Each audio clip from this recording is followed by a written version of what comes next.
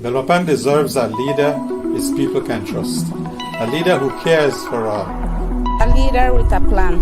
A leader who loves God, family, and country. Belmopan needs a leader that will engage our entire community in the most positive way, in particular our youthful population. I am the leader that Belmopan deserves.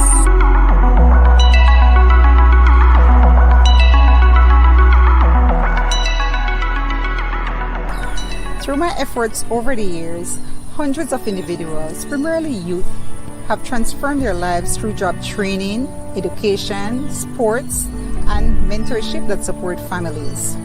I know firsthand the struggles our people go through and the choices they're faced with. When I'm elected, I will create a youth and child-friendly city. In essence, a family-friendly city. Lead with total transparency. Demonstrate the important value of building and supporting strong families, which produce strong communities. I will create a team of young, working and retired professionals and others from within our community to form a local planning group that will advise on most needed projects for our entire city. I will, along with a group of experts, revise the existing Shelf Municipal Development Plan. I will create a land and housing committee that will focus on equitable land distribution and housing. I will increase the level of partnership with local organizations, NGOs, and the business community. Most of all, as an independent candidate, I plan to work closely with our city and central government to ensure improved policies and services for our people. I humbly ask for your vote as Belmopan's next era representative in the upcoming general elections. Change that brings hope and opportunities.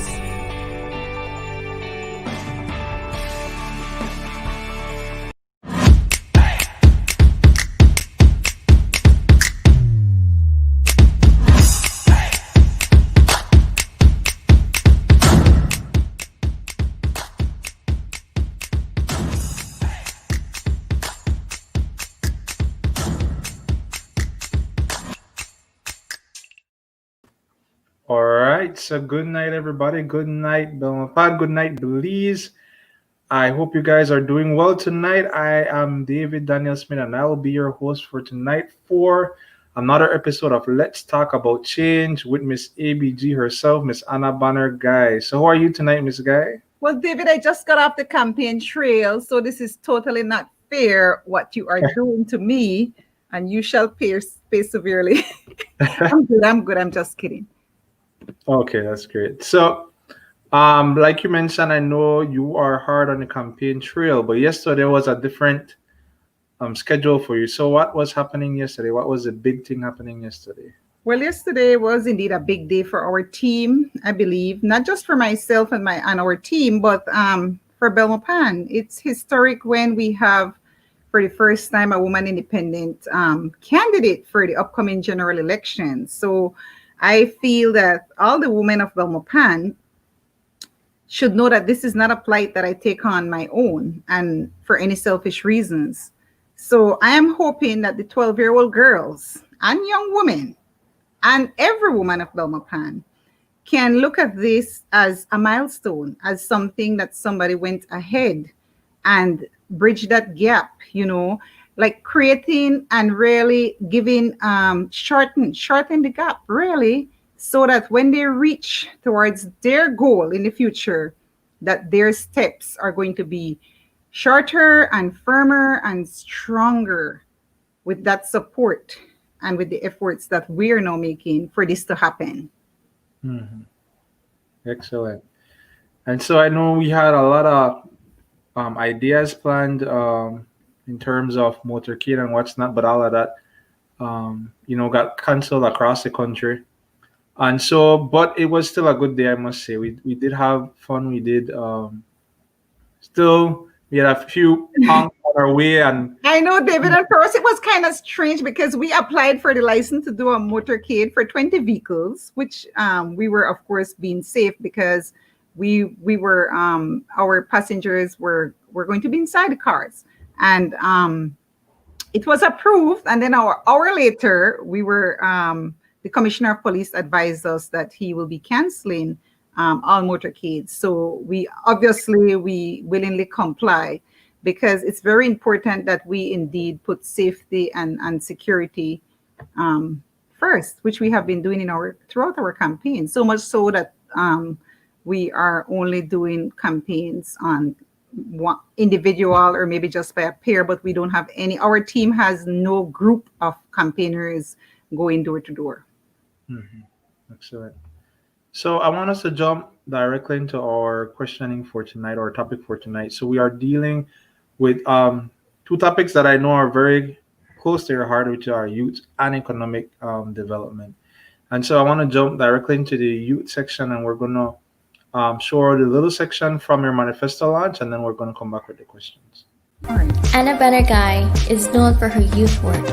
For years, she has been creating a safe environment for youths through Bay, and has been presenting them with activities that are geared towards personal development, discipline, and team building. Anna plans to continue to engage the youth of Belmopan with more activities, and plans to enhance the current sporting facilities. Okay, so looks like Miss Anna. Here I am.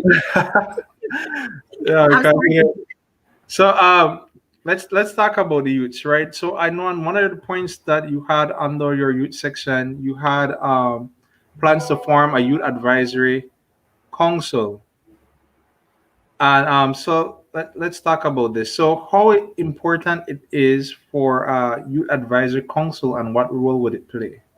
All right. So a youth advisory council should be something that every community has, really. It doesn't matter how small the community is. What it is engaging our young people in sharing their voice, in listening to their concern, in hearing their genuine needs, their challenges, their successes, to charter the way forward for them. Many times we have leaders making decisions on behalf of young people, but the young people are not actually at the table.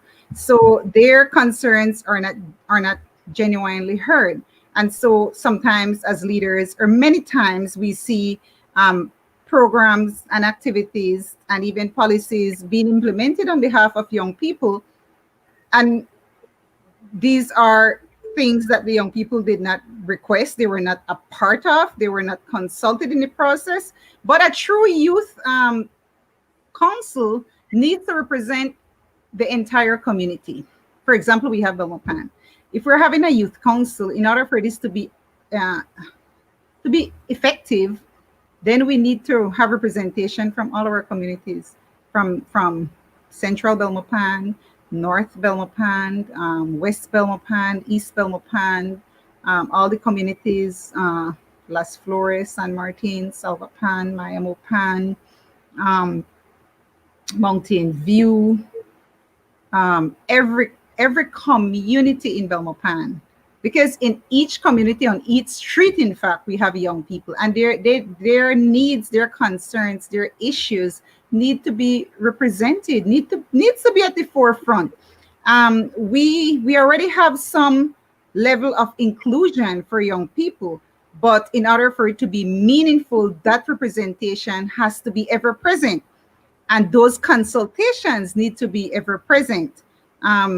We have seen the child advisory body and for Belmopan, and it's a national effort. So we have seen that across Belize, where young people are included to a certain extent. But it's very important that they're not just there as tokens, but that they're there for their voice to be heard and their concerns to be addressed.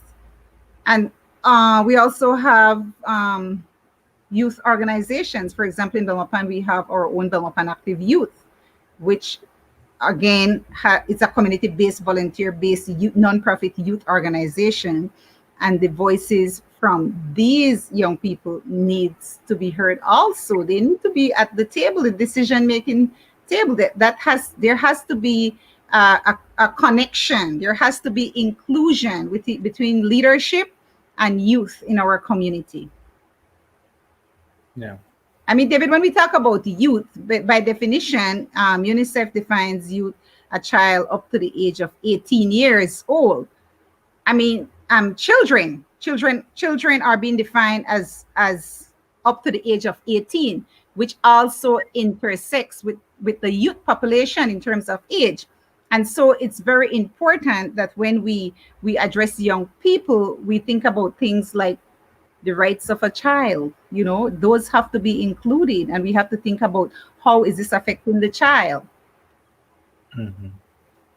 Okay, great point. I want to bring you to the next question that you have on youth. And I know you have like the pictures that are on the screen. You have been doing a lot of work for years with youth of Belmopan and the surrounding areas. So, how important is civic pride and community engagement to curb youth involvement in illegal activities? And what are some of the work you have already done and plan to continue to do in this area? Wow, David, as I respond to that question, I'm going to take it very practical and give a practical example. So we at Belmopan Active Youth, we recruited some young men who were smoking marijuana at the park. And we went over and we said, how are you doing? How is your morning going? And we heard they were even selling marijuana at the park. And all indications is that they were. So we started to chat with them. And eventually, after a few weeks, we got those same exact young men started to paint the benches of the park. We managed to recruit them to do that and to be a part of the entire rehabilitation, a rehabilitation project that we were doing at the park. That was at the Independence Park a few years ago. And it's amazing that the same people who would start to vandalize and destroy and deteriorate, if they are a part of the planning, if they are part of the inclusion, if they're included in the implementation, and if they feel that they're a part of the process and that they have put their pound in there, they have their equity, their sweat equity in there, and so they then feels ownership. They feels ownership to the community. They get to watch the benches and ensure that they're not being vandalized, and they get to look at the park bloom and they see things from a different perspective. Civic pride is important. It's an important lesson. I think it really starts with our rights. And when we talk about young people again, we talk about children. We have many children in Belize who are not, their rights are not being streamlined into their everyday activity. I'm talking about education, as much as it's supposed to be, at least. It's very important that children from an early age becomes familiar with their rights, because along with rights, yes, it comes responsibilities, but it's very important for us as a whole to know our rights. And young people, knowing your right is a part of including you and branding you from an early age as an important person in your community. Imagine a 5-year-old child already starting to feel like I belong here, I have rights here, and that changes their way of thinking and their way of how they own their community, their society, the role they play even within their household, in the classroom, and that will extend out to their activities in the community. So I think that civic pride is extremely important. But apart from that practical example, I have actually been very supportive in terms of ensuring that this community that I live in, Belmopan, has we went over and beyond to ensure that we got the support we needed to conduct several different civic pride training, and even training in the CRCs, the Convention of the Rights of the Child. Those are things that the children are not familiar with. And we also, besides having all those training, which is very important, every time we do a training, we accompany it with a practical exercise. And a part of the training, a part of the civic pride training, is the UN conventions of the right of the child training, so that the children who and the young people who are attending these trainings simultaneously learn their rights and get familiar with their rights, and then they go into their community and they do a community service project. So uh, again, when I talk about this, I think about mentorship, because at Development Active Youth, that's one of the program that is very dear to our heart, because we have done so many different community-based programs that is really geared towards addressing the most marginalized young people in our community in Belmopan. And those young people primarily who are at risk of becoming involved with the law, in conflict with the law, or at risk of being dropped out of school, or in some cases they have already come in conflict with the law, but they are under the age of 18, and or maybe sometimes even in their later teens. Whatever the case is, we try to get appropriate mentorship for them. What is mentorship? Mentorship is, of course, just by hearing the word, you think it's guidance, support, and all that. But we look at it from an even more a laser focused approach in terms of matching a mentor, which is one of these young people that I just described, with a mentee. And so it takes a lot of time to recruit and to train a mentor and to select and match that mentor to a mentee. Because of course, through this process, we need to ensure that we are recruiting people who have a heart for what they're doing. When we talk about young people and matching them with a mentor, it's very important that these persons are connected, because the purpose of mentorship is to build genuine relationship and lasting connection with the mentor to the mentee. And through that connection, values are passed on, skills are passed on, and the young person life becomes impactful from that experience. And so we see a change. It's a necessary process, because we have so many young people in our programs that we are trying to have integrate into society, to be a meaningful part of society, to try to get them back into school, into job skills training, getting them into some kind of vocational training, and then obviously making them more employable. But there's so many different social issues that they face. And so a mentor is going to speak into their life in terms of addressing those social issues. And then the organization B is going to assist the mentor in supporting him or her to ensure that that mentee gets the necessary support that those issues and those challenges that they face sometimes on a daily basis. Okay. Excellent. All right. And so I know apart from your youth work, I know even on the campaign trail or even meeting people, I know a lot of people mentioning like, oh, I know Miss Anna from when she was at the salon. You know, many people bring up the salon days, and so I know you yourself was an entrepreneur back in the day, and so economic development is something dear to your heart as well. And so we'd like to jump into the questions about that. And so I'm going to show a very short video from your manifesto launch about economic development. Okay. As the capital, Belmopan should be a city of thriving businesses and a growing economy. Being a successful entrepreneur herself, Anna has seen the benefits of entrepreneurship.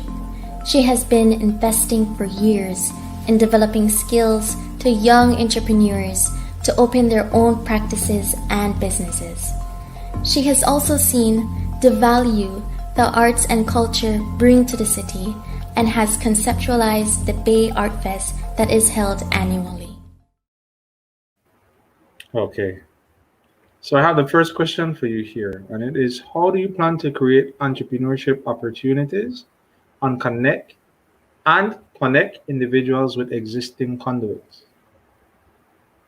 Hey David, what do you mean was? I call myself a serial entrepreneur because I just take every opportunity to try to get some business out of it.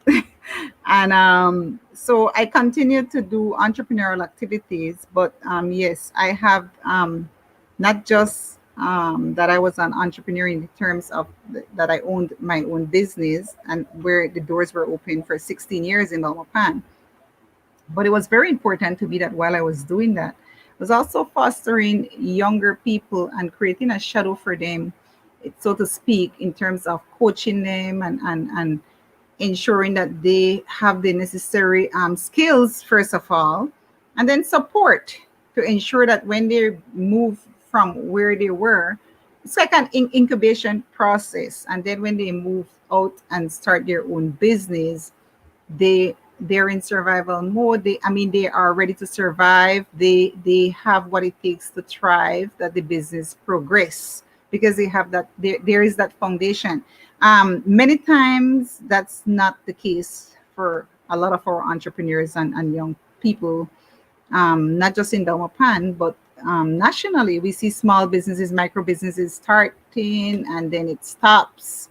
So the level of support definitely needs to be increased, in terms of even from selecting what is it that a young person wants to do. We have many young people going out looking for a job, and then you ask them, how can I help you? What kind of job would you like? And then you hear the answer, anything. And I am that's when we start to have a conversation. Anything? What do you mean anything? Let's talk about that for a minute. And so it's the same thing with business. We see a business blooming and thriving. We decide, oh, that's doing good. I want one like that. And that's not really where your skills are. That's not, you haven't studied the market. You haven't gotten yourself equipped with the necessary skills and support for your business to survive. Those are some of the things that needs to be addressed, that I intend to address, but it has to come as a collaborative effort, reaching out to the businesses, to the local businesses, and see how these existing businesses that are thriving can form and act as a shadow for these smaller businesses. And accessing funding is also a big deal. But so many things are connected there, David, because the young people cannot access land, then they cannot access fund. And so there's so many different things that that needs to be fixed, because they're all connected. So yeah, businesses also needs to, there's so many different support that small businesses can receive and are not receiving, such as access to grant funding.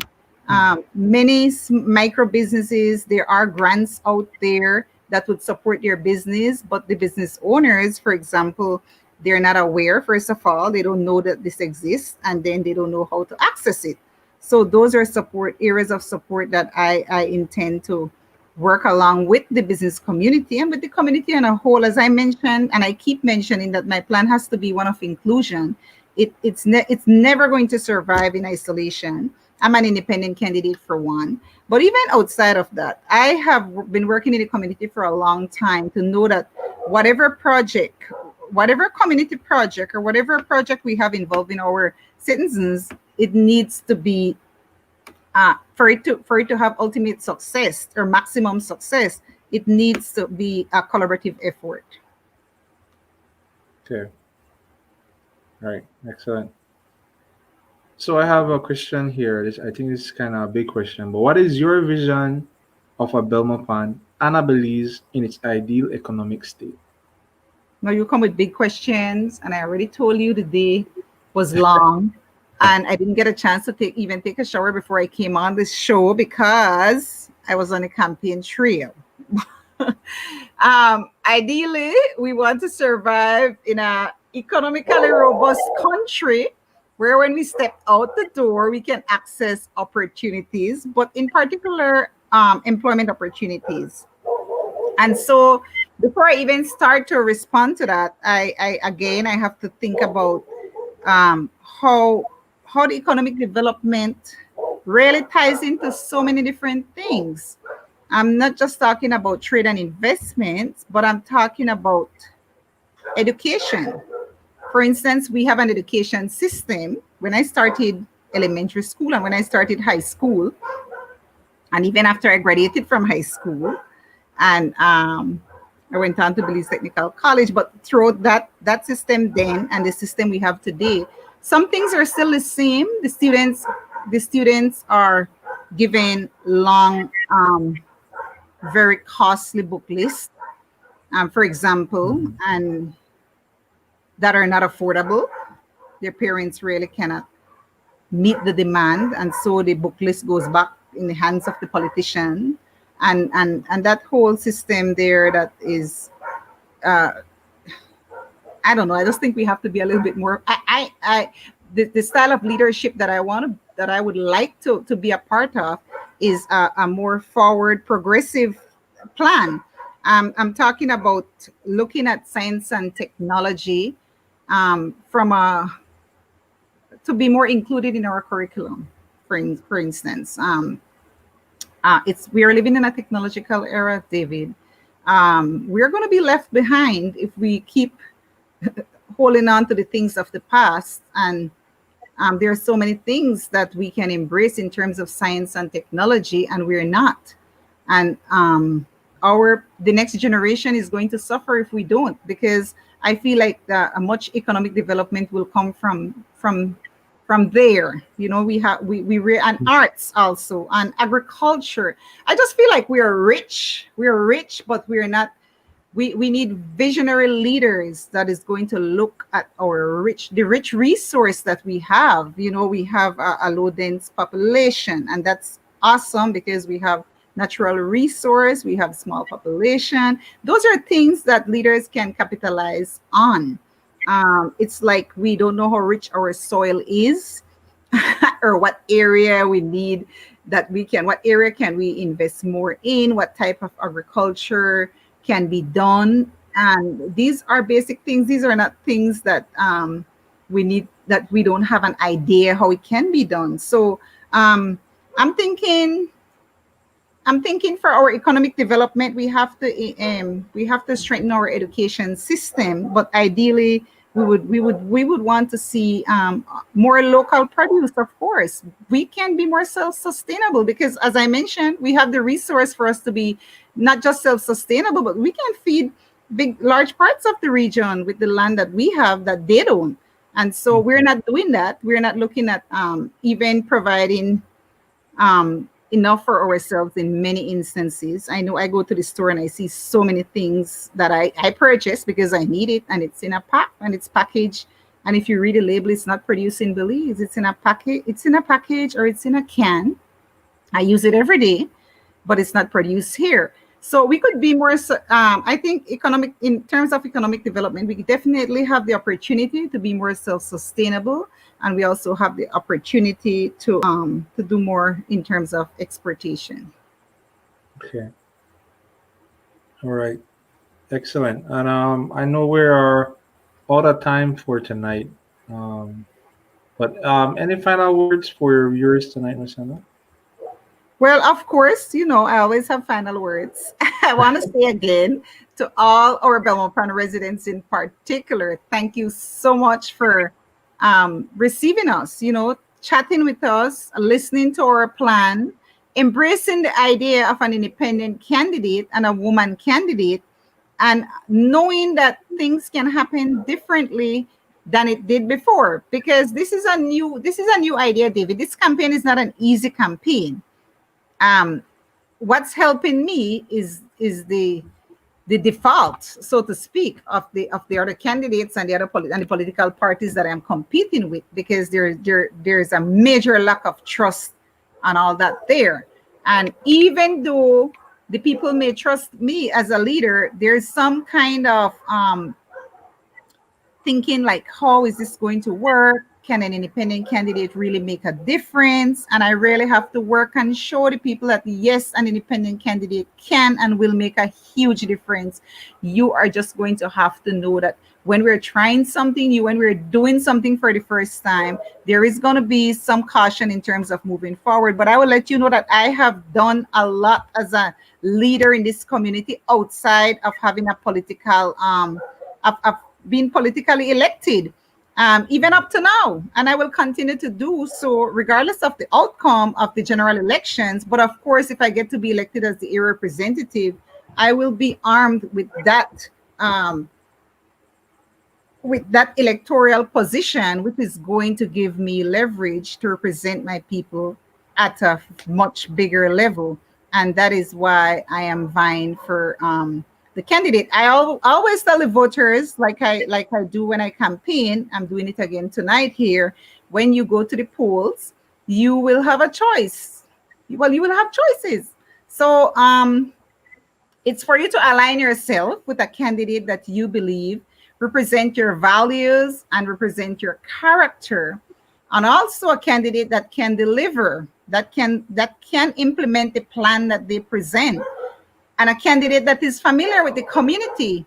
So I believe if you look at all that in a package, that is something that you would consider. Then I ask that you consider me as you go to the polls on November 11th. So I want to say God bless all of our Belmopan citizens, our residents, not just our voters, but everyone. And when I share my manifesto, David, I share my manifesto, my plan. The People's Manifesto, I share it with everyone. So if I go to a home and there's no voter living there, the people are not registered, I said, you know what? You're still a part of this community.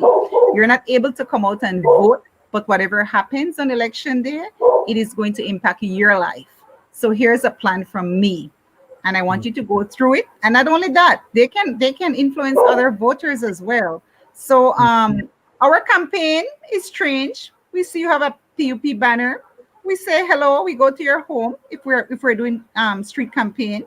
We go to your gate and we have a chat. We have a conversation. We're very respectful of everyone. All our campaigners are well trained.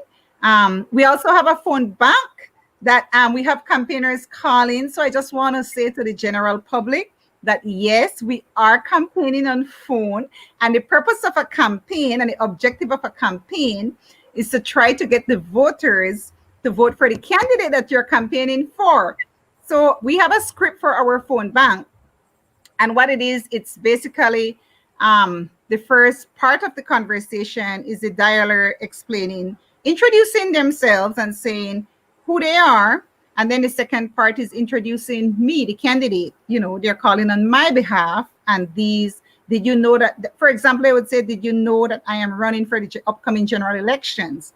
And that's where the conversation begins. And then the dialer is going to tell the caller about my plan, the manifesto. And then, of course, the dialer will continue the conversation. And then they will close by asking for support. So that's going to happen. That has been happening, and we will continue to have that conversation because we're in coronavirus time, and so we have to minimize the house-to-house visit, and we try our best. Actually, we're doing house-to-house by appointment right now because some voters are asking, can you come and visit? I need to have a one-on-one with you. And then we have other voters, the majority of the voters that we're calling because obviously we want to be as safe as possible. So I want to say to the people receiving the calls, the voters receiving the calls, thank you so much for receiving the calls. We have very young phone campaigners. We have trained them, but still sometimes they make mistakes on their conversation. We ask that you kindly just work with them. You don't have to give any information that you don't want to give, but they're young people and, they will make mistakes from time to time, but trust that they're well trained and they have good intentions. We don't want to bombard you. If we meet you at a bad time, just simply say it's not a good time and we'll try to call back later. But the calls are coming on my behalf and we will continue to do the calling. And please accept the calls and just listen to the plan. Thank you very much, David, and thanks to all our viewers. All right. So thank you, Miss Anagai. And so with that, we're going to sign off for tonight. Thank you guys for joining us, and we'll see you again for another show, right? So good night and have a safe weekend.